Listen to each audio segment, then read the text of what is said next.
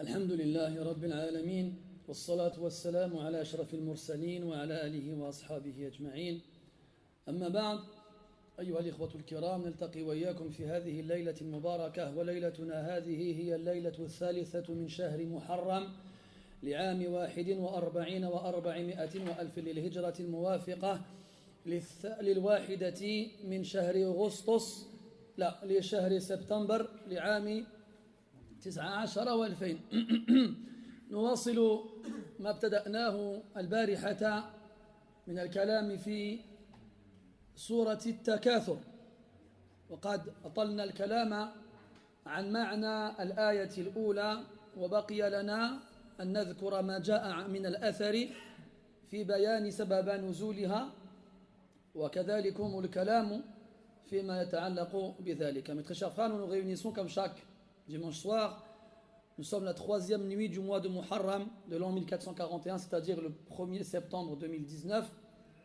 Et nous reprenons notre exposé concernant la parole d'Allah subhanahu wa ta'ala qu'on a débuté hier sur le sens du chapitre coranique At-Takathur, la surenchère. Hier, nous avons certes beaucoup parlé sur le sens du premier verset. Et j'ai dit hier que dans les différentes façons d'expliquer le Coran, il y avait la voie textuelle, c'est-à-dire en se basant essentiellement sur les textes. Puis on a la voie liée au sens. C'est marrant quand même qu'en français, je peux dire texte, textuel, mais si je dis sens et sensuel, ça n'a rien à voir. D'ailleurs, le mot sens en français, le mot ma'na en arabe, il est difficile à traduire en français en fonction des façons dont on l'utilisera. Mathalan, quand je dirais ma'nawi, techniquement en français ça devrait être sensuel. Mais si je dis sensuel en français, ça n'a plus rien à voir avec sens. Donc je vous demande, est-ce que vous auriez un équivalent de ma'nawi en français? Parce que moi, le mot que je lui ai trouvé le plus proche, c'est abstrait et concret. Mais abstrait, ça ne veut pas dire forcément que ça a un lien avec le sens. Mais c'est ce qui s'oppose à ce qui est concret, donc réel, palpable. À votre avis? Des fois, je suis chez moi, je me pose des questions sur les meilleurs mots employés en français pour la traduction et je reste perplexe, je ne trouve pas. Et les mots qui sont utilisés généralement ne me conviennent pas. Et comme le musulman, il est faible seul et fort avec ses frères, alors je vous tends la main afin que vous puissiez m'apporter votre aide. Maintenant, si on est faibles tous ensemble, c'est que... Qu'est-ce que t'en penses? Pardon? Ça, c'est pas mal ça. Ça veut dire on utiliserait le sens propre et le sens figuré, c'est ça que tu voudrais dire? Ouais, c'est à mettre sous le coude. J'y réfléchirai à la maison, Inch'Allah. Taïb. Donc on n'utilisera pas le mot sensuel, sauf dans un autre contexte. Mais je ne pense pas que ce contexte-là, on sera amené à en parler à la mosquée. Quoique, des fois c'est possible.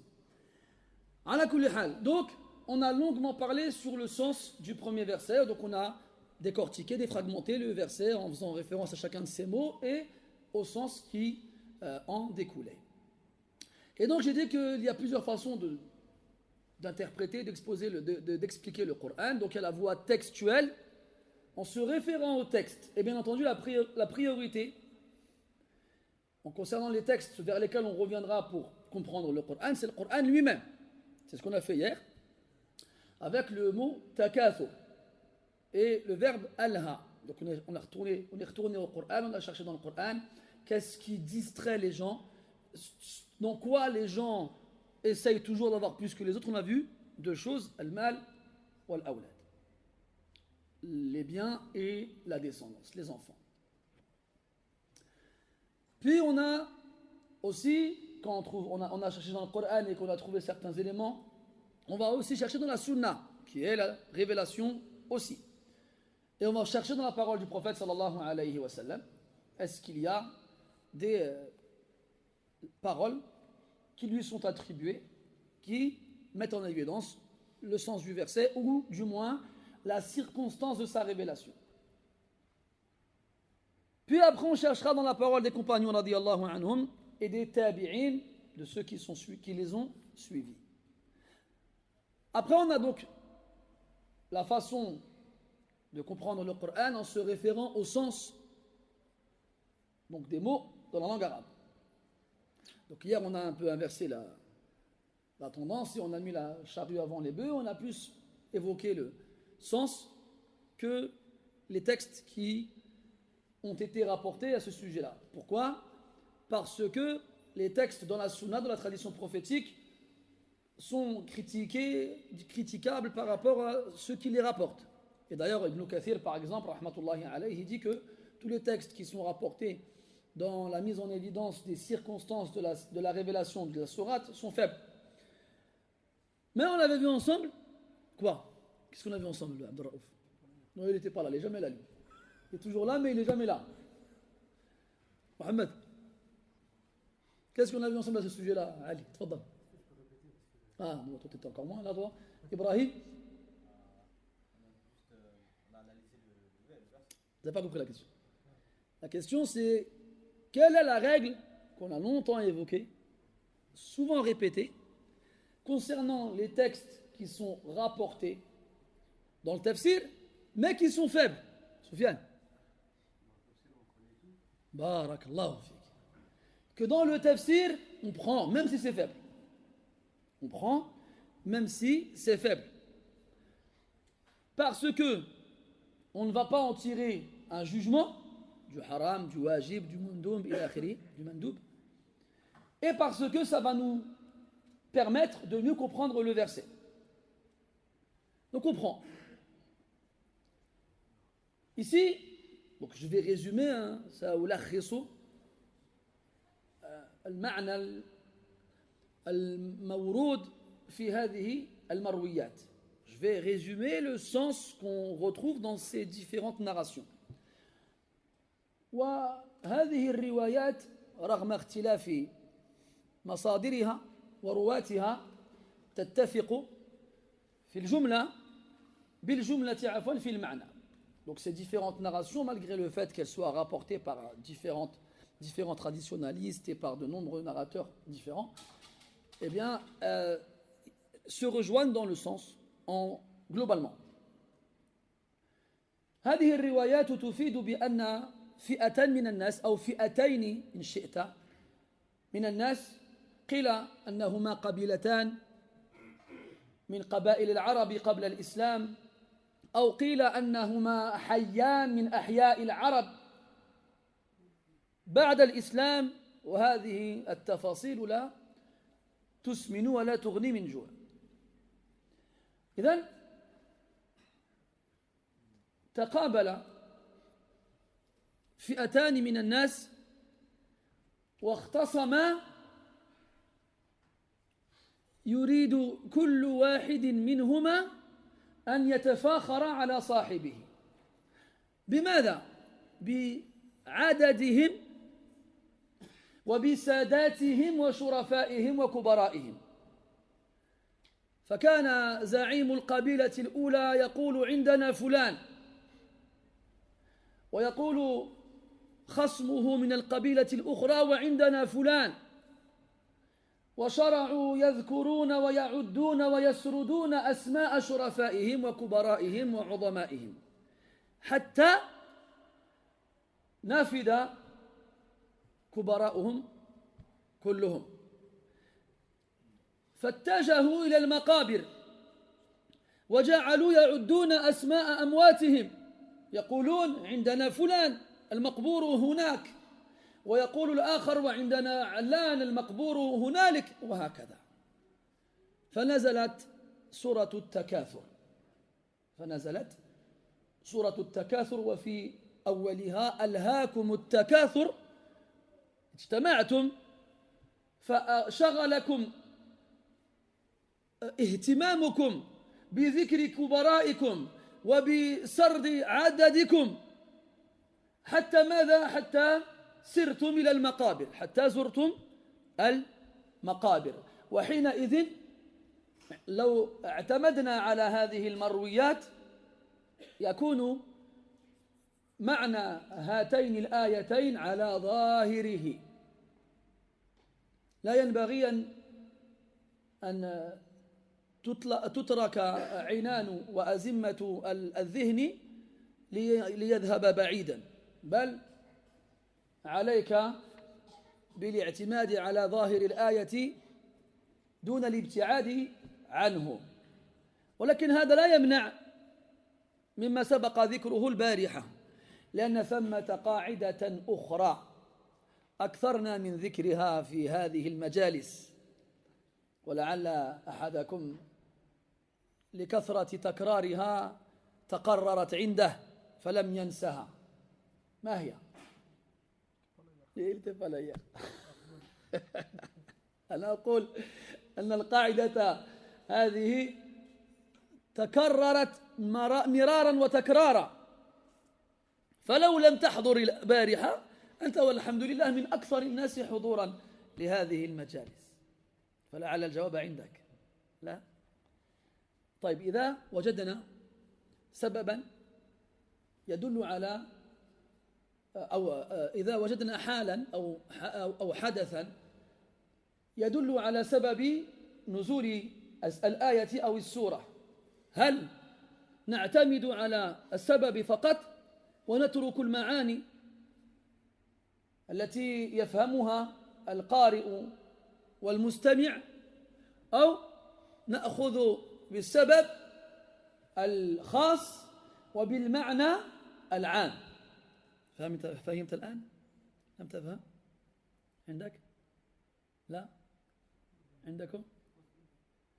خذوا بالجميع بالمعنى العام. طيب، ولهذا قاعدة يعبر بها العلماء، يقولون ليس العبرة بعموم اللفظ، ليس العبرة بخصوص السبب، وإنما هي بعموم اللفظ.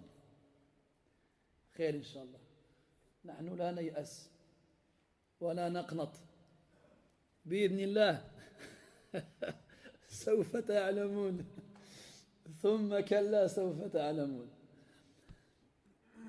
Donc, je reprends ces différentes narrations, on va les regrouper et les résumer. Qu'est-ce qu'elles nous donnent comme indication? Elles nous donnent que différentes parties, différents groupes, différentes tribus chez les Arabes se sont réunis, notamment deux parmi elles, et ont commencé à se disputer. Pourquoi se sont-ils disputés? Chacune des deux tribus tentait de convaincre l'autre qu'ils disposaient dans leur tribu des gens les plus nobles et des gens les plus riches et des gens les plus grands, et ainsi de suite. Alors l'autre, bien entendu, tribu ne s'est pas contentée d'écouter l'autre prétendre cela, et a elle aussi voulu défendre les gens qui composent leur tribu. Alors, ils ont dit, chez nous, il y a un tel. Et ils ont répondu, alors, chez nous, il y a un tel.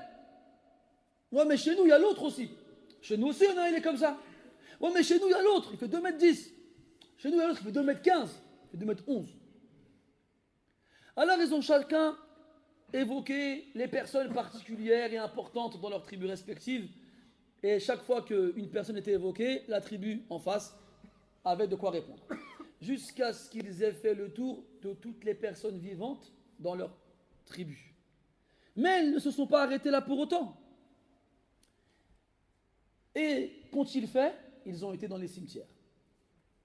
Ils ont été dans les cimetières où sont enterrés les hommes de leur tribu. Alors ils ont commencé à montrer les tombes. Ouais, mais nous, chez nous, il y avait lui là. Et lui était trop fort. Et alors, nous aussi là-bas, tu vois l'autre qui est enterré là-bas, lui est encore plus fort. Ouais, mais lui là-bas, qui est enterré là-bas, c'était le plus riche. Ouais, mais chez nous là-bas, il y en a un enterré, il est encore plus riche que le vôtre. Et ils ont continué leur takathur, leur surenchère, avec les morts dans les cimetières. Et à ce moment-là, cette sourate-là a été révélée. Alhaakumut takathur hatta zurtumul maqabir. La surenchère vous a distrait jusqu'à ce que vous vous rendiez, que vous visitiez les tombeaux, les cimetières. Et à ce moment-là, le caractère explicite des deux premiers versets correspond à la circonstance de la révélation de la sourate. Maintenant, qu'est-ce que nous on fait? Est-ce qu'on se contente de la circonstance de la révélation telle qu'elle a été évoquée et on arrête de laisser nos esprits et nos réflexions s'éloigner à chercher des sens profonds ou en surface? Ou bien on évoque la circonstance de la révélation et aussi on évoque tous les sens qu'on peut en tirer? Eh bien, la méthode à suivre, c'est la seconde. Parce qu'il existe une règle chez les savants du tafsir, chez les mufassirin, que j'ai souvent évoquée et répétée. Parce qu'il y en a chaque fois qu'il n'est pas là, c'est vrai, il n'était pas là hier. Et que je l'interroge, il me dit, t'étais pas là hier. Ouais, mais t'es toujours là en temps normal. Et s'il y a bien des choses que je répète, c'est ce genre de choses-là. Donc, ne pas être là une fois ne t'excuse pas. Donc, il y a une règle que j'évoque souvent, et le but de la répétition de ce genre de règles-là, c'est qu'elles finissent par s'installer dans vos esprits et que vous finissiez par les assimiler. C'est ça l'ilm. Al-ilm bit-takrar. La science s'installe avec la répétition. C'est pour ça que les lecteurs, comme j'ai pu y faire référence hier ou autrefois, moi je ne critique pas ceux qui lisent. C'est bien d'alimenter plus ou moins sa culture personnelle. Mais ce n'est pas étudié. Ce n'est pas étudié. Vous savez, j'ai trouvé dans certains réseaux sociaux, notamment sur Twitter, des personnes qui font référence à leur lecture. Ils se sont eux-mêmes appelés le lecteur comme ci, le lecteur comme ça. Et après, les gens, ils sont trompés. Parce que la personne qui fait référence à ces lectures, elle fait des captures d'écran des passages intéressants, puis ils les transmettent et les partagent. Eh bien, les gens, ils se disent, oh, lui, il lit grave. Il lit beaucoup. Il doit en connaître beaucoup. Mais non. Être un lecteur ne fait pas toi un étudiant. Étudier, en plus de lire, c'est écrire, et c'est réviser, et c'est répéter, et c'est apprendre, et c'est enseigner. Tout ça, c'est étudier. Quand tu étais là en train de lire un livre, si vous voulez qu'on rentre dans la surenchère, même dans la lecture, on peut y aller. Hein. T'as lu quoi comme livre, toi? Ah, moi, j'ai lu tel livre. Ah, ben moi, j'ai lu tel livre. Et puis, moi, jamais s'arrêter. Ce qui compte, c'est pas de lire. Ce qui compte, c'est de comprendre et surtout de retenir. Donc, la règle, c'est quoi? C'est que la morale du verset repose sur le caractère général de celui-ci et pas sur sa circonstance de révélation particulière. Ça veut dire que le verset, il a été révélé pour une circonstance particulière, certes, mais il donne une morale générale. Alors on se reposera sur la morale générale de ce verset et pas seulement sur sa circonstance de révélation particulière. À ce moment-là, on évoquera donc la circonstance de la révélation et tous les sens qu'on peut tirer du verset. D'ailleurs, pendant que je disais ça, j'ai pensé à des formes de takathur qu'on a aujourd'hui qui ressemblent à celles qui ont entraîné la révélation du verset, notamment avec les matchs de foot. Donc aujourd'hui, on a beaucoup de supporters acharnés, des supporters, comment on pourrait les qualifier sans être méchants? Des supporters, on va rester sur acharnés, de leurs équipes de foot. Et toujours, ils se retrouvent dans les restaurants, ou dans les marchés, ou dans les cafés, ou autres. Et le débat principal de ces personnes, c'est de parler des matchs de leurs équipes. Alors quand ils se retrouvent ensemble à parler de leurs équipes préférées et qu'il s'avère que ces équipes-là sont les adversaires, on va prendre le meilleur exemple en France, c'est PSG-OM. D'accord? Des Parisiens dans la salle? Je ne veux pas le savoir. D'ailleurs, moi, je n'ai jamais compris. Moi, je ne connais rien au foot et je ne le suis pas. Walhamdulillah. Alladhi afali mimma btalakum bih. Mais j'ai jamais compris. J'ai déjà été souvent à Marseille, j'ai beaucoup d'amis à Marseille. J'ai jamais vu un supporter parisien à Marseille. Jamais. Il y a même un qui a voulu faire une expérience une fois, il a mis un maillot du PSG et puis s'est baladé à Marseille. Il a failli se faire lyncher. Et à Paris, il y a des supporters marseillais, je ne comprends pas en fait. Je sais pas. Hein. Mais logiquement, tu es censé supporter l'équipe de ta ville. Je ne sais pas. Ça, c'est une logique. Hein. Après, la logique des sportifs et des supporters, je ne la connais pas. Alhamdulillah, qu'Allah me laisse ignorant dans cette science, si on peut l'appeler ainsi. Donc, PSG Marseille. Alors, ils se retrouvent autour d'un café. Au début, ça rigole, c'est sympa. Puis, il dit, chez nous, on a tel joueur. Ah, mais chez nous, on a tel joueur. Ouais, mais nous, on a marqué tel nombre de buts. Eh bien, l'autre, il a marqué tel nombre de buts. Qu'est-ce qu'il y a? Et ça part comme ça. Et je dis, subhanallah, ma ashbaha al-layla bil-bariha. Qu'est-ce qu'aujourd'hui ressemble à hier? Ça ne change pas. Et là, à travers ce genre d'exemple, eh bien, tu comprends de façon bien claire que le Coran, il est bon pour n'importe quelle époque et n'importe quel endroit. Contrairement à ce que malheureusement certaines personnes peuvent croire. Donc les hommes se succèdent, vivent et meurent, changent, traitent de sujets différents. Donc la forme, elle n'est pas la même. Mais le fond, lui, il reste le même. Avant, il disait, nous, on avait un tel, il arrivait à viser une gazelle d'une distance d'1 kilomètre avec sa flèche. Bon, j'exagère, mais supposons. Aujourd'hui, nous, on a un tel, il tire du milieu du terrain, il te la met dans la lucarne. Avant, on avait, vous savez, chez les Arabes, quand vous lisez dans les kutub d'histoire, on a ce qu'on appelle al-addaoun. Vous savez, c'est quoi l'addaoun? C'était les coureurs. Il y avait des flèches, des pointes. Chez les Arabes avant, on avait leur nom parce qu'ils couraient trop vite. Parmi eux, tu te rappelles, il y avait qui chez les Sahaba? Salamat ibn al-Akwa. Salamat ibn al-Akwa, il a dépassé un cheval en courant. Et Ali ibn Abi Talib, radiyallahu anhu, il a attrapé un lièvre en lui courant derrière. Il faut faire comme ça. Et chez les Arabes, on a des livres avec l'addaoun, les gens qui couraient très très vite. Eh bien, c'était parmi les moyens de s'enorgueillir. Et chez nous, il y a la khor. Il tire quel ghazal. Il y avait un bait de shi'r rigolo à ce sujet-là qui disait لو كان عقله في رجليه لسابق سبحان الله مشات لي لو كانت خفة عقله في رجليه لسابق الأرنب وما فاته الغزال. Ou شيء من هذا القبيل. Il se moquait de quelqu'un qui était très bête. Il disait si la légèreté de son esprit était dans ses pieds, il aurait dépassé le lièvre et la gazelle ne l'aurait pas rattrapé. Bon, apparemment, vous n'avez pas. Et je sais pas, moi, des fois, je me demande si c'est moi, je suis normal en fait. Parce que moi, j'ai des trucs, je suis c'est agile, ça. Après, je l'écris, ça me fait plaisir. Après, je me dis, quand je vais en parler aux gens, ça va leur faire plaisir aussi. Non. Ouais, après, alors. C'est-à-dire, en fait, peut-être qu'il parlait de toi, le mec qui a dit ça. Oui. Qu'est-ce qu'on disait? Oui. Donc aujourd'hui, subhanallah, cette façon de surenchérir sur que ce soit nos biens personnels ou le nombre de nos enfants ou bien même les gens autour de nous. D'ailleurs, pour rester sur la culture des Arabes, il y a un mathal arabi, un proverbe arabe qui dit kun isamiyan wa la takun idamiyan. Ce proverbe-là, on l'employait lorsque quelqu'un se vantait des mérites de son père ou de ses ancêtres. Il vient, il marche comme ça. Je dis pourquoi tu marches comme ça? Tu sais, je suis le fils de qui moi? Tu sais, mon père c'est qui moi? Tu sais, mon père il a fait quoi?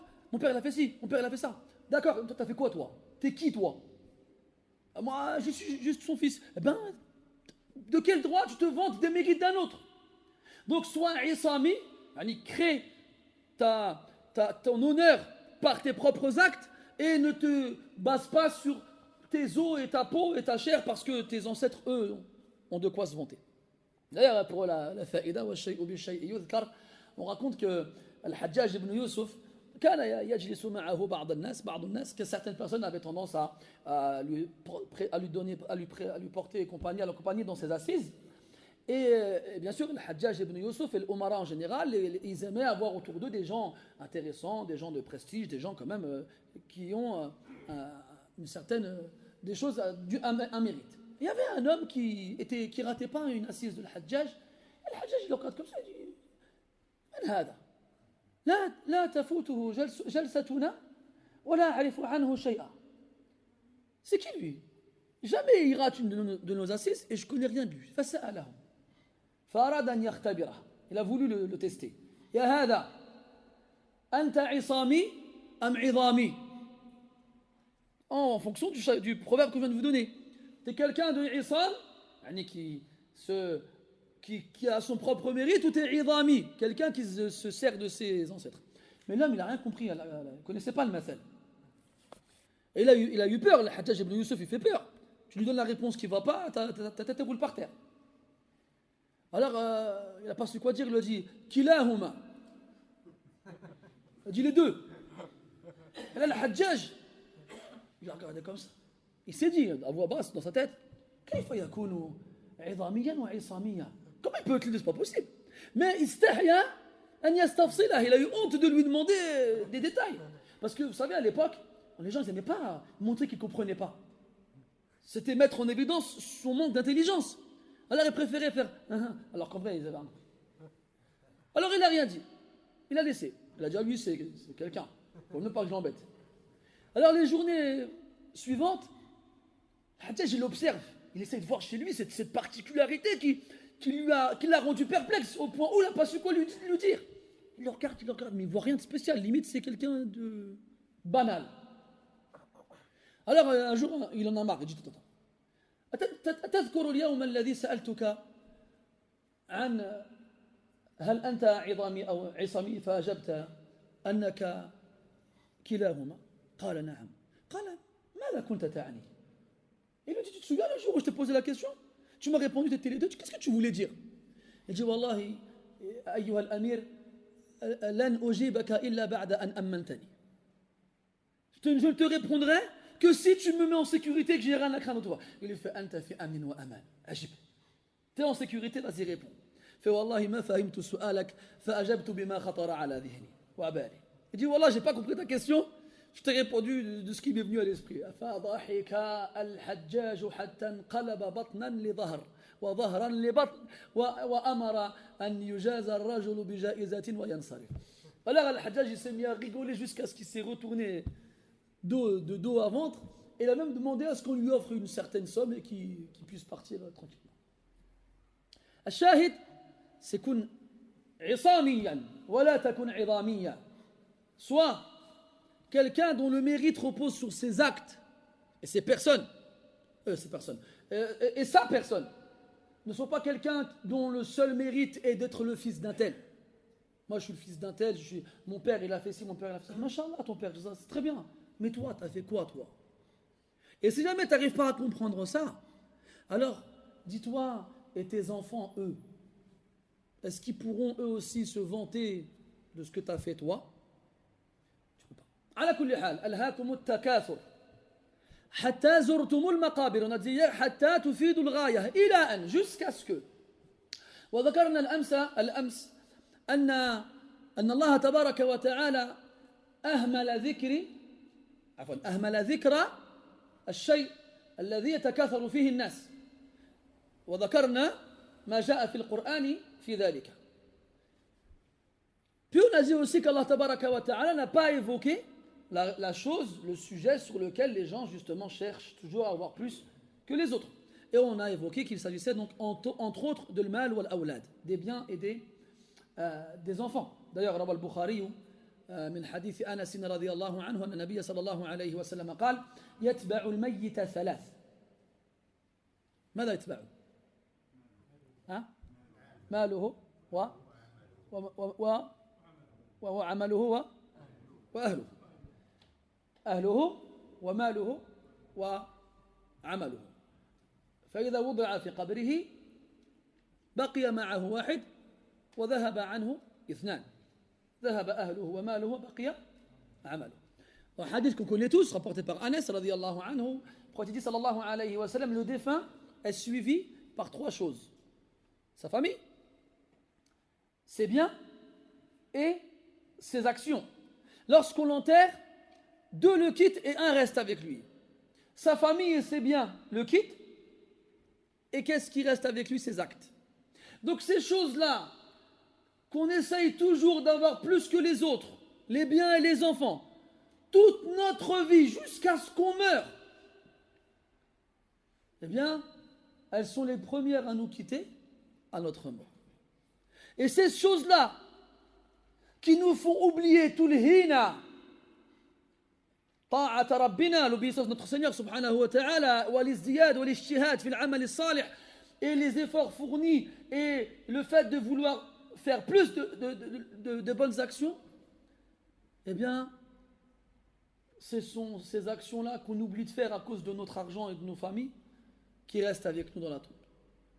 Raison de plus pour ne pas se faire avoir. Et quand Allah Ta'ala dit Hatta zurtumul maqabir, jusqu'à ce que vous visitiez les tombeaux, soit on se base sur le texte évoqué précédemment, ça fait référence à la circonstance. Parce qu'ils n'ont cessé d'évoquer leur personne importante jusqu'à aller au cimetière. Ça c'est le ma'na zahir, c'est le sens explicite. Puis, on a le sens implicite Hatta zurtumul maqabir, ay hatta muttum, hatta sirtum anfusukum min ahli al-qubur. Juste, vous ne cessez de chercher à avoir plus que les autres jusqu'à quand? Jusqu'à la mort. حتى زرتم المقابر. وذكرنا أيضا أن زيارة القبور تدل على عدم الإقامة فيها, وأن الزائر ليس بمقيم, ولا بد أن يأتي عليه يوم يفارق منزله. On a vu aussi par rapport au verbe employé حتى زرتم qui signifie visiter, que le visiteur n'est pas quelqu'un qui s'installe, comme le voyageur qui s'arrête en chemin pour se reposer. Ce n'est pas la destination qu'il voulait atteindre, alors tôt ou tard il finit par la quitter, cette étape dans son chemin. حتى زرتم المقابر, jusqu'à ce que vous visitiez les tombes. والمقابر جمع مقبرة ويقال أيضا مقبرة. كيف يقولوا التوانسة المقبرة؟ الجبانة. أنا ذات مرة كنت مع بعض الإخوة وكنا نشاهد يعني مقطعا مرئيا في تونس, وسمعتهم يقولون الجبانة. تعجبت, سألت الأخ هل يقصدون بالجبانة المقبرة؟ قال نعم. وأنا أعلم أن أهل تونس في المغاربة من أفصحي العرب, فقلت لابد أن يكون لهذه الكلمة أصل, فرجعت القواميس والمعاجم فوجدتها كما هي, الجبانة. على كل حال, donc المقابر c'est le pluriel de maqabir, المقابر pardon c'est le pluriel de maqbara qui signifie cimetière. Mais chez les Arabes il y a plusieurs mots pour dire cimetière. Et pour vous montrer que les Maghrébins sont des Arabes et l'arabe coule dans leurs veines au même titre que les Arabes au Moyen-Orient, et que même des fois les mots qu'ils emploient sont très éloquents. Une fois j'étais avec un ami tunisien et on regardait une vidéo qui se passait en Tunisie, et j'entendais les gens sur place qui employaient le mot jabbana pour évoquer le cimetière. Donc moi je lui demande confirmation, est-ce que ça veut dire cimetière? Il me dit oui. J'ai oublié, ça a une origine, ça ne vient pas de nulle part. Alors je suis retourné au livre, au dictionnaire, et je l'ai trouvé tel quel. Ça veut dire cimetière. Vous savez, des fois on a tendance nous à croire que le dialecte maghrébin, marocain, algérien, tunisien, il vaut rien, et c'est faux. Bon, c'est vrai que d'un pays à un autre, en fonction malheureusement de la colonisation et du mélange des langues, alors certains dialectes sont plus pauvres en arabe que d'autres, mais ça ne veut pas dire que l'arabe qu'on trouve dedans n'est pas un arabe, comment dire, pur. Même des fois plus pur encore que les mots employés dans des pays du Moyen-Orient qui n'ont pas connu la colonisation comme les nôtres. Et d'ailleurs, pourquoi en Tunisie, le dialecte tunisien il est plus propre en général que le dialecte des Marocains et des Algériens? Parce qu'ils ont moins justement subi les effets de la colonisation à ce niveau-là. Et plus la colonisation s'installe et reste, malheureusement, plus elle aura d'impact sur l'arabe parlé dans ces pays-là. Je prends au Maroc, par exemple, dans certaines régions, il y a des mots espagnols, il y a des mots français, il y a des mots berbères, et il y a des mots arabes. Et tout ça, ça a créé le dialecte qu'on connaît actuellement. Après, il y a plein d'exemples. Je vous ai raconté, moi, quand j'étais petit, j'étais au cours arabe, on m'a demandé un mot qui commence par la lettre Ta. J'ai dit automobile. Biciclette. Sbirdira. Bref. على كل حال. Donc, حتى زرتم المقابر. مقبرة مقبورة. On dit aussi مقبورة. وزيارة القبور أمر محمود حث عليه النبي صلى الله عليه وسلم. فقد جاء عند ابن ماجه من حديث ابن مسعود وعند مسلم من حديث أبي هريرة وكذلك من غيرهما من حديث بريدة رضي الله عنهم أجمعين أن النبي صلى الله عليه وسلم قال كنت نهيتكم عن زيارة القبور فزوروها فإنها تذكركم الآخرة وفي رواية فإنها تذكركم الموت. Il a été rapporté d'après de beaucoup de compagnons du prophète sallallahu alayhi wa sallam, ce qui signifie que c'est une chose qui a été dite en présence de beaucoup de personnes et aussi de nombreuses fois. Je vous avais certes interdit la visite des cimetières. Maintenant visitez-les car ils vous rappelleront l'au-delà. Et dans une version, ils vous rappelleront la mort. لماذا كان النبي صلى الله عليه وسلم قد نهى الناس عن زيارة القبور وكان النهي عاما للرجال والنساء على حد سواء. Pourquoi est-ce que le prophète avait interdit aux gens de visiter les cimetières? C'était une interdiction qui concernait tout le monde, les hommes et les femmes. لأنهم كانوا حديثي عهد بشرك وكفر وكانت علاقة العرب بالمقابر ذريعة إلى الوقوع في الشرك والكفر. Parce que donc c'était au départ à la conversion des gens et comme l'islam chez eux était encore récent, il restait des résidus de la période qu'ils avaient passée dans le paganisme et la mécréance. Et on sait que les cimetières sont des endroits qui ont tendance à favoriser justement l'association. Lorsqu'on se retrouve devant les tombeaux et qu'on a certaines croyances à l'égard des gens qui y sont enterrés, jusqu'à ce qu'on les invoque en dehors d'Allah Ta'ala et qu'on croit en eux, ce qui n'est bon à croire qu'envers Allah Subhanahu wa Ta'ala. Puis après que lamma istaqarra al-iman fi qulub an-nas, lorsque la foi s'est profondément enracinée dans le cœur des gens, rafa'a Allah Ta'ala an-nahya wa hathahum ala ziyarati al-qubur. Lorsque donc la foi était forte dans le cœur des gens, Allah Ta'ala a levé l'interdiction et a même incité les gens à visiter les tombeaux, car ils rappellent la mort. Et les salaf, rahmatullahi alayhim, kanu yukthiruna min ziyarati al-qubur. Ils le faisaient beaucoup. كلما وجدوا في قلوبهم شيئا من القساوة لم يجدوا ألين لقلوبهم من أن يزوروا المقابر ليتذكروا أن مصيرهم المحتوم في تلك الحفر. Lorsqu'ils ressentaient dans leur poitrine un endurcissement, ils se rendaient dans les cimetières et observaient leur future demeure. Et ils savaient que مهما تكون رتبتهم, quel que soit leur statut, مهما تكون قوتهم, quelle que soit leur force, مهما تكون شهرتهم, quel que soit leur prestige, سيجتمع الناس كلهم في هذه الحفر. Tout le monde se retrouvera dans ces trous.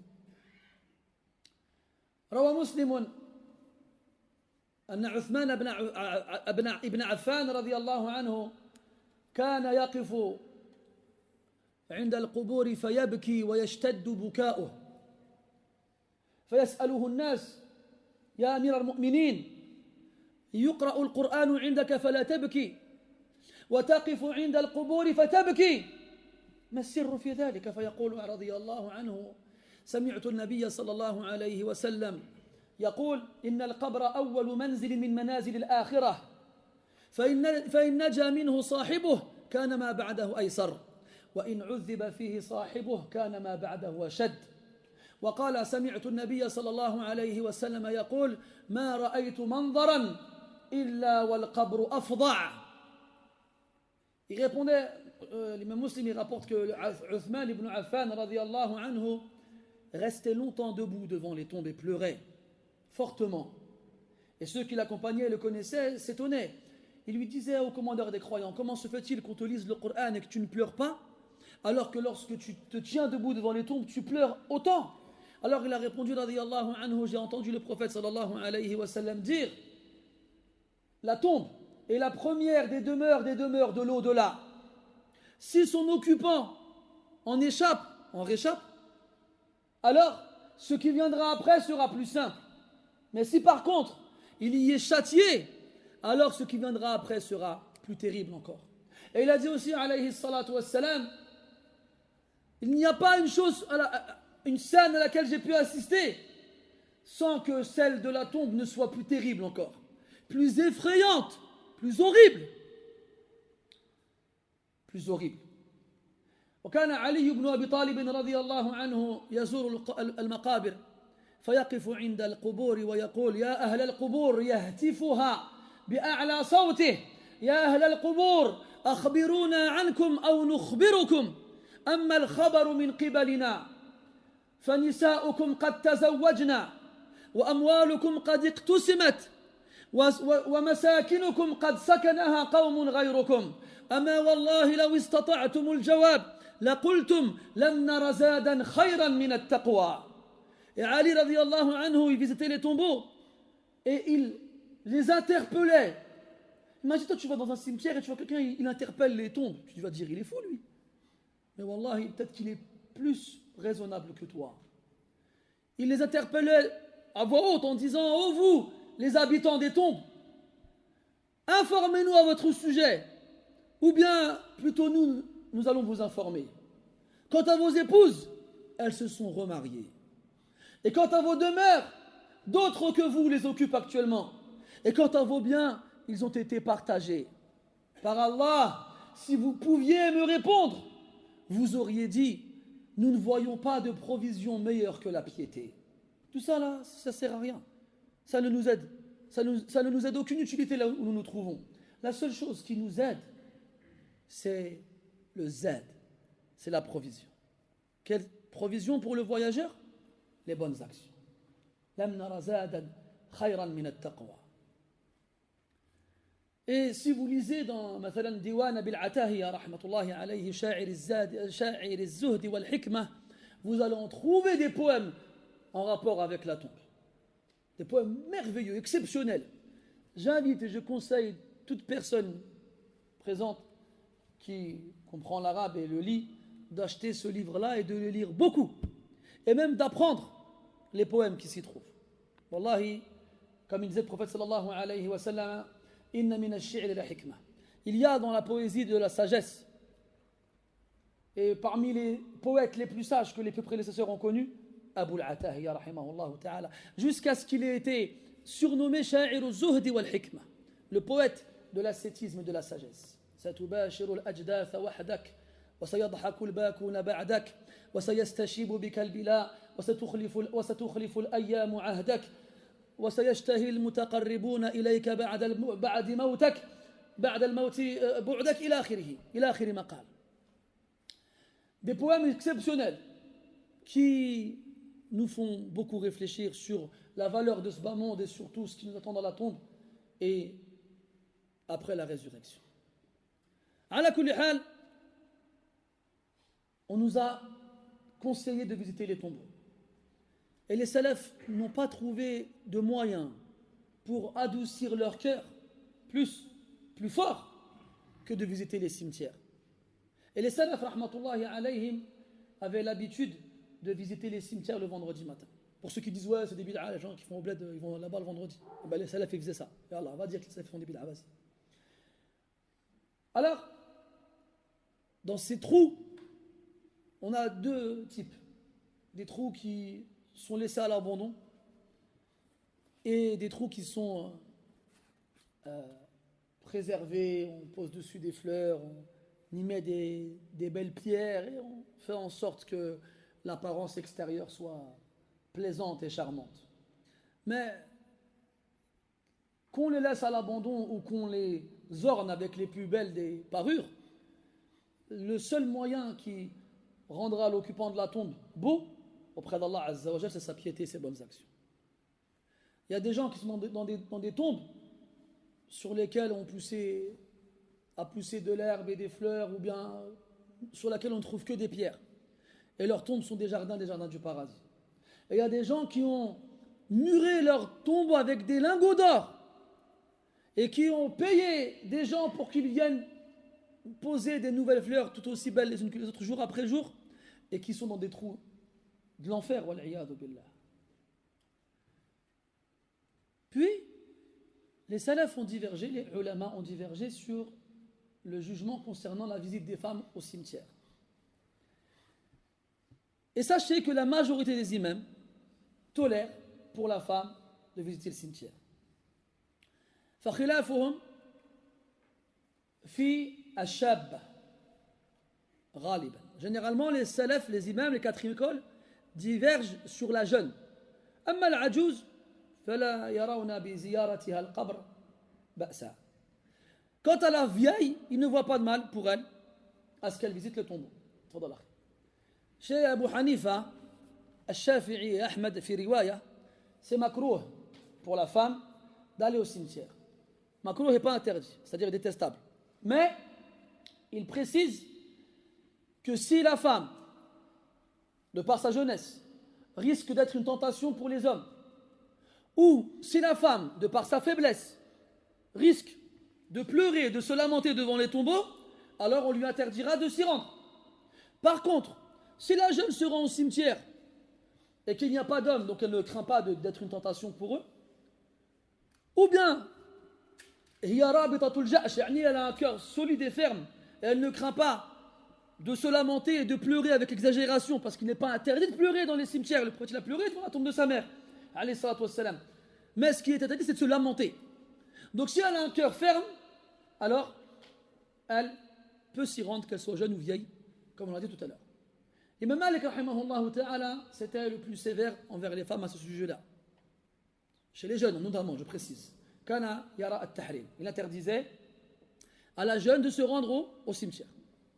أما la vieille, التي لا يخشى منها افتتان ولا نياحة فلا حرج عليها. Quant à la vieille qui n'est pas une tentation pour les autres et dont on ne craint pas une lamentation, alors il n'y a pas de mal pour elle à ce sujet-là. هذا قول الأئمة الأربعة. Ça, c'est l'avis des quatre imams.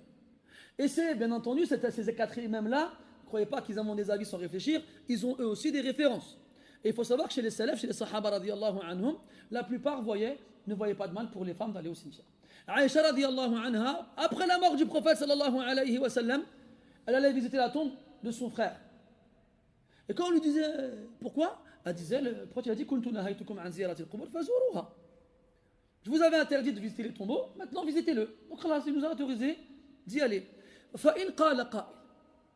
Si quelqu'un dit ماذا تقول في قوله عليه الصلاة والسلام لعن الله زائرات القبور وفي رواية زوارات القبور. Qu'est-ce que tu vas dire alors au sujet du hadith dans lequel le prophète dit alayhi salatu wassalam qu'Allah maudisse celles qui visitent les cimetières, et dans une version celles qui visitent beaucoup les cimetières. أولا يقال مختلف في صحته. Premièrement, on diverge au sujet de son authenticité. Deuxièmement, on dira que ce hadith concerne les femmes évoquées précédemment, qui va soit être une tentation pour les hommes en s'y rendant, ou soit pour laquelle visiter les tombeaux sera une cause qui la fera tomber dans les choses interdites. ما لا يتم الواجب إلا به فهو واجب والوسائل لها أحكام المقاصد وكذلك من أصول بعض المذاهب سد الذرائع. Et dans certaines règles juridiques, comme le fait de ce par quoi l'obligatoire peut être accompli, deviendra lui aussi obligatoire.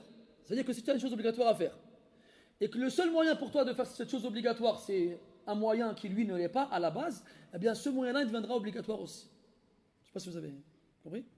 Et bien pareil dans ce qui est interdit. Et on a une règle qui dit saddu al-dhara'i', c'est-à-dire fermer les voies qui mènent à l'interdiction. De quelle façon? Jusqu'à interdire des fois des choses qui sont permises à la base. C'est des règles juridiques que les savants utilisent dans leurs écoles respectives. Et aussi, les moyens ont les mêmes sentences que les objectifs, les finalités. Mais sinon, il y a des hadiths qui prouvent que les femmes allaient dans les cimetières à l'époque du prophète, le prophète ne leur disait rien. On a le hadith où le prophète, une nuit, s'est levé, alors qu'il était chez Aïcha radiyallahu anha, et puis il est sorti. Et Aïcha radiyallahu anha, prise de jalousie, a eu peur que le prophète l'ait laissé pour aller voir une autre de ses épouses. Alors elle s'est habillée et l'a suivi. Et il s'est retrouvé au cimetière dans lequel il invoquait pour les morts.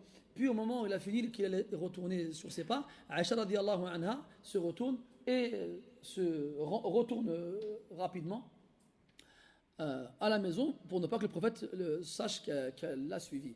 Bon, après il est rentré, il l'a trouvé en train de respirer fortement, il a compris donc que c'était elle qui l'avait suivi et il ne lui a pas reproché de l'avoir suivi au cimetière. Aussi, le hadith où un homme, le prophète il va dans le cimetière, il trouve une femme en train de pleurer devant une tombe. Et il lui dit Ya amatallah ittaqillaha wasbiri. Il dit aux servantes d'Allah, crains Allah et patiente. Elle lui dit tu ne sais pas l'étendue du mal qui m'a touché, avec un ton assez sévère. Puis il a laissé, il est parti. Et si c'était interdit, il lui aurait pas dit reste là, patiente et crains Allah, il lui aurait dit lève-toi et pars. Et il ne lui a pas dit. Et les ulama disent la yajuzu lin-nabi sallallahu alayhi wa sallam ta'khiru al-bayan an waqti al-haja. Il n'a pas le droit de mettre en évidence le jugement de l'action en retard au moment où les gens en ont besoin. Donc s'il avait dû dire que c'était haram, il aurait dû le dire à ce moment-là. Et il ne l'a pas fait. Après, on n'est pas là pour expliquer la divergence et les avis et les arguments, mais juste pour que votre esprit s'élargisse à la divergence et l'accepte. Et bien entendu, la divergence qui repose entre nos imams. Et quand on parle d'imams, on parle des 4 imams et de ceux qui les ont suivis dans leurs écoles respectives. Quant à n'importe quelle divergence évoquée par n'importe quelle personne, c'est pas n'importe quelle divergence qui a le droit d'avoir un poids. Naam, chez les salafs, oui, la divergence on l'accepte. Amma chez n'importe qui, min al-khalaf, ceux qui sont venus après, notamment les dernières générations chez lesquelles on entend tout et n'importe quoi, fala. D'ailleurs, à ce sujet-là, on rebondira là-dessus pour passer au point suivant en rapport avec le verset Hatta zurtumul maqabir. روى ابن جرير الطبري رحمه الله تعالى بسنده عن زر عن علي رضي الله عنه أنه قال كنا نشك في عذاب القبر حتى نزلت ألهاكم التكاثر حتى زرتم المقابر. وكذلك جاء عن ابن عباس رضي الله عنهما أنها في عذاب القبر حتى زرتم المقابر. D'ailleurs aussi, parmi les sujets à évoquer par rapport à ce verset, le châtiment de la tombe. Il a été rapporté d'après plusieurs traditionnalistes de plusieurs chaînes de transmission différentes que Ali radiyallahu anhu disait nous avions un doute au sujet du châtiment de la tombe jusqu'à ce que soit révélé hatta zurtumul maqabir, jusqu'à ce que vous visitiez les tombeaux. Et on expliquera pourquoi juste après, Inch'Allah, ou toute la semaine prochaine, je ne sais pas, Inch'Allah ta'ala. Et il a aussi été rapporté d'après Abdullah ibn Abbas radiyallahu anhuma que ce verset fait référence au châtiment de la tombe. Et le châtiment de la tombe est une vérité absolue. نقلت أو نقل خبرها إلينا بالتواتر وتناقلها العلماء بأسانيد صحيحة كالشمس في رابعة النهار. Et le châtiment de la tombe est une réalité dans laquelle le musulman doit croire. Et il nous est parvenu par le biais de textes qui ont atteint le stade et le seuil de la notoriété. At-tawatur. Ça veut dire quoi? Que le nombre de rapporteurs qui nous ont rapporté ce fait est tellement important et nombreux qu'il est impossible qu'ils se soient tous mis d'accord pour mentir. Impossible. C'est ça, at-tawatur. D'ailleurs, قال بعضهم مما تواتر حديث من كذب ومن بنى لله بيتا واحتسب وإلى آخر ما قال ذهب عني آخر البيت. على كل حال, les savants ils le citent عذاب القبر dans al-mutawatir, c'est-à-dire le plus haut degré de l'authenticité des textes rapportés. والتواتر ينقسم إلى قسمين التواتر اللفظي والتواتر الحكمي. Et le notable, non pas le notable, notoriété, comment tu dis le notoire, exactement, le notoire se divise en deux catégories. Un notoire dans la forme, c'est-à-dire le texte qui est rapporté, c'est la même chose chez tout le monde, de la même façon, et dans le jugement apporté. C'est-à-dire qu'on aura des textes dont la forme sera différente, mais qui apportent tous le même jugement. Adab al-qabr. Dans la sunna, il y a de nombreux hadiths sahih qui rapportent cela. منها ما جاء في الصحيحين من حديث عائشة رضي الله عنها أن امرأتين من اليهود دخلتا على عائشة رضي الله عنها فقالتا لعائشة أعاذك الله من عذاب القبر فلما خرجت اليهوديتان دخل النبي صلى الله عليه وسلم فسألته عائشة رضي الله عنها قالت يا رسول الله دخلت علي يهوديتان فقالت أعاذك الله من عذاب القبر فهل هناك عذاب في القبر فقال النبي صلى الله عليه وسلم نعم ثم قالت عائشة رضي الله عنها فما رأيت النبي صلى الله عليه وسلم إلا وهو يدعو في صلاته أن يعيذه الله من عذاب القبر. Parmi ce qui a été rapporté dans les recueils de traditions les plus authentiques, notamment Al-Bukhari et Muslim, que deux femmes de confession juive sont rentrées chez Aïcha radiyallahu anha. Puis après une discussion, elles lui ont dit qu'Allah te préserve du châtiment de la tombe. Et Aïcha radiyallahu anha ne connaissait pas le châtiment de la tombe. Elle dit, est-ce qu'il y a un châtiment dans la tombe? Puis les deux femmes sont parties, et après le prophète sallallahu alayhi wa sallam est rentré chez lui. Alors, Aïcha radiyallahu anha l'informe que deux femmes de confession juive sont rentrées chez elle et lui ont dit qu'Allah te préserve du châtiment de la tombe. Est-ce qu'il y a un châtiment dans la tombe? Et là, le prophète lui répond oui, il y en a. Et là, Aïcha a fini dans le hadith en disant que jamais plus après ce jour-là, je n'ai vu le prophète sallallahu alayhi wa sallam faire la prière sans qu'il ne demande à Allah de le préserver du châtiment de la tombe. يرحمك الله. وكذلك جاء في صحيح البخاري من حديث أسماء أخت عائشة رضي الله عن أسماء وعائشة وأبي بكر وآل أبي بكر وكل من ترضى عن أبي بكر وآله. تقول أسماء رضي الله عنها حضرت الجمعة مع النبي صلى الله عليه وسلم وهو يخطب فقال قولا ضج منه الناس فلم أسمعه من النبي صلى الله عليه وسلم فناديت رجلا كان قريبا مني أي بارك الله لك ما قال النبي صلى الله عليه وسلم فقال الرجل إنكم لتفتنون في قبوركم قريبا من فتنة المسيح الدجال فضج الناس وسمع منهم صوت عظيم حتى عجزت النساء اللائي كن في مؤخر المسجد أن يسمعنا كلام النبي صلى الله عليه وسلم. حديث حيث لا première j'ai lu سبحان الله تعجبت منه غاية التعجب. Je m'en suis étonné de façon عجيبة جدا.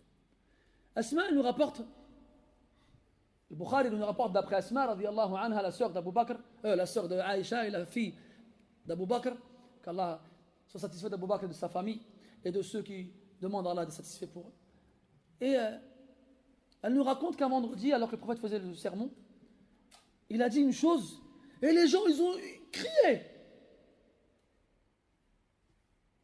Et le cri que les gens ont fait l'ont empêché d'entendre le prophète. Ce que le prophète a dit, alors elle est perplexe, elle ne sait pas pourquoi les gens ont réagi ainsi. Et moi, subhanallah, avant de vous dire la fin du hadith, juste en lisant là, j'étais perplexe. Je dis, subhanallah, regardez la différence du public.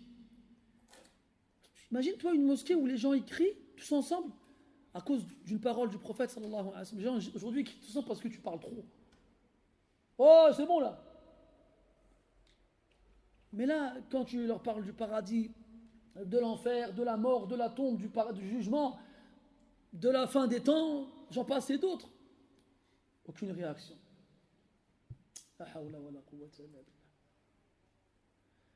Et donc, les gens ils ont hurlé. Ils ont eu une réaction forte. Et Asma, radiyallahu anha, elle est dubitative, elle veut savoir ce qui a été dit, pourquoi les gens ont réagi ainsi. Alors il y avait un homme qui était assis devant, vous savez, à l'époque, il n'y avait pas de séparation entre les hommes et les femmes dans les mosquées. Et les femmes s'asseyaient derrière, hein, pour ceux qui veulent les mettre dans les rangs au milieu des hommes. Un énième texte qui prouve que les femmes ne se mélangeaient pas aux hommes dans les rangs. Donc elle s'asseyait derrière, pendant le prêche, et Asma, donc il y a un homme pas très loin d'elle, elle l'appelle, elle lui dit hey, qu'est-ce que le prophète il a dit pour que vous réagissiez ainsi? Il lui répond, il a dit que vous serez éprouvés dans vos tombes à peu près d'une épreuve approximative de celle de l'antéchrist. Les gens ils ont eu peur. Vous savez, les gens ils avaient une peur très forte de l'antéchrist. Parce que comment le prophète leur en a parlé, sallallahu alayhi wa sallam, tu ne pouvais qu'en avoir peur. Dans un hadith, le prophète il a parlé de l'antéchrist, et pendant qu'il leur parlait, il a tourné le regard vers les palmiers. Les sahaba, ils se sont tournés vers le palmier que le prophète a regardé, ils pensaient que l'antéchrist il était caché là-bas. Ça avait des réactions spéciales, parce que les cœurs étaient vivants. Puis les cœurs en mourant, ils ne réagissent plus.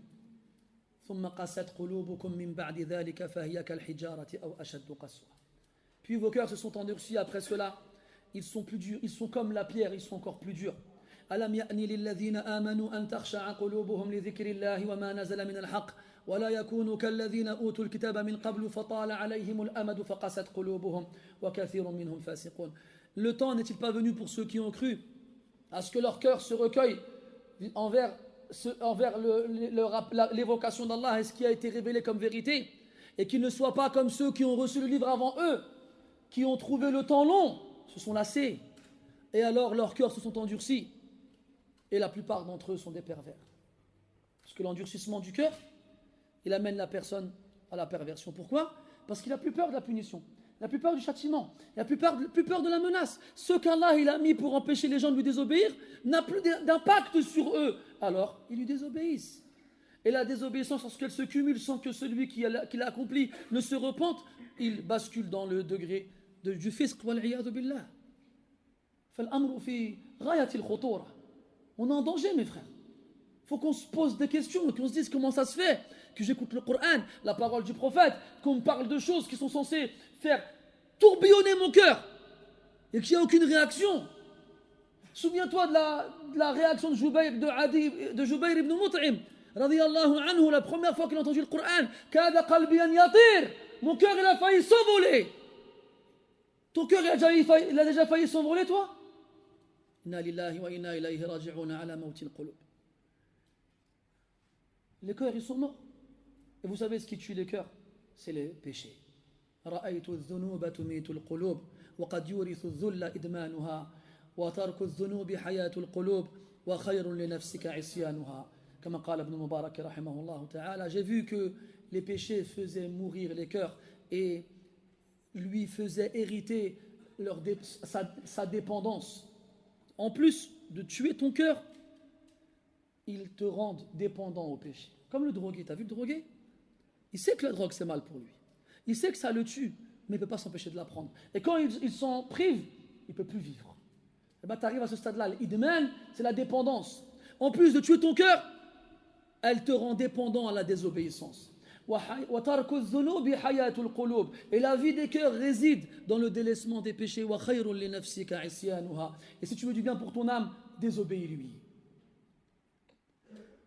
Donc, le châtiment de la tombe est une réalité absolue sur laquelle Ahlus Sunnati wal Jama'a sont unanimes, sans aucune divergence.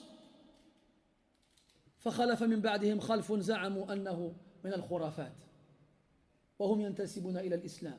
Puis sont venus après eux une génération qui ont prétendu que le châtiment de la tombe n'était que des ragots, des légendes qui n'ont aucune origine. Alors que même dans le Coran, les ulama, ils ont évoqué des versets qui font référence au châtiment de la tombe.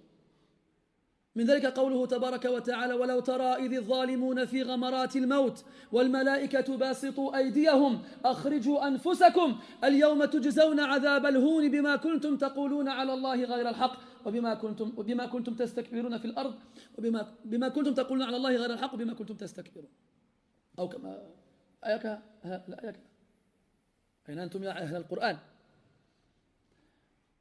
Allah dit au prophète si seulement tu voyais lorsque les anges feront mourir ceux qui n'ont pas cru en dirigeant leurs mains vers eux pour faire sortir leurs âmes et en leur disant sortez, expulsez vos âmes le jour où vous serez châtiés par le châtiment de l'opprobre, de la honte, c'est le nom bien entendu, pour ce que vous disiez sur Allah sans science et pour votre orgueil. وقال الله تبارك وتعالى, donc c'est le jour, au moment où leurs âmes sortiront de leur tombe, ils seront châtiés. Au moment, juste après leur mort. Et Allah dit dans le Coran, سَنُعَذِّبُهُمْ مَرَّتَيْنِ ثُمَّ يُرَدُّونَ إِلَى عَذَابٍ عَظِيمٍ. On les châtiera 2 fois, puis on les renverra vers un châtiment terrible. Al-Hasan al-Basri wa ghayruhu rahimahumullah ta'ala سَنُعَذِّبُهُمْ مَرَّتَيْنِ عَذَابِ الْقَبْرِ. Nous châtirons 2 fois, dans les 2 fois, le châtiment de la tombe. ويقول الله تبارك وتعالى ولنذيقنهم من العذاب الأدنى دون العذاب الأكبر لعلهم يرجعون. Nous leur ferons goûter le châtiment inférieur avant le châtiment supérieur afin qu'ils reviennent. Châtiment inférieur, châtiment de la tombe. وقال الله عز وجل ويوم القيامة أدخلوا آل فرعون أشد العذاب النار يعرضون عليها غدوا وعشيا ويوم القيامة أدخلوا آل فرعون أشد العذاب. Un feu auquel ils seront exposés matin et soir. Et le jour de la résurrection, on les fera pénétrer dans le pays des châtiments. Et ici, et dans Tour, Allah Azza wa Jalla, il dit, bon, j'ai pas le temps de réfléchir, mais à la kulli hal, de nombreux versets qui ont été compris par les salafs comme étant le châtiment de la tombe. Il n'y a aucune divergence à ce sujet-là. Faites attention à ces gens-là qui font des vidéos sur Internet et qui s'improvisent savants et prédicateurs et qui te disent non, il n'y a pas de texte, il n'y a pas de preuve. Il y a même des gens qui t'ont dit quoi, j'en ai entendu, qui dit quoi, si jamais je prends une pelle et que je creuse un cercueil, il n'y aura pas de serpent, ni de feu, ni de scorpion, ni de quoi que ce soit d'autre. Subhanallah. Qu'est-ce qu'on fait alors de la foi en l'invisible? Que tu sois incinéré, que tu sois inhumé dans un cercueil, que tu sois mangé par les lions ou par les vautours ou par les poissons, tu seras éprouvé dans ta tombe.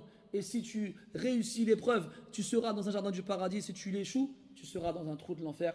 Wa lil hadith baqiyah نؤجله إلى الدرس المقبل بإذن الله تبارك وتعالى سبحانك اللهم وبحمدك أشهد أن لا إله إلا أنت نستغفرك ونتوب إليك وصلى الله على نبينا محمد وعلى آله وأصحابه أجمعين والحمد لله رب العالمين وبارك الله فيك.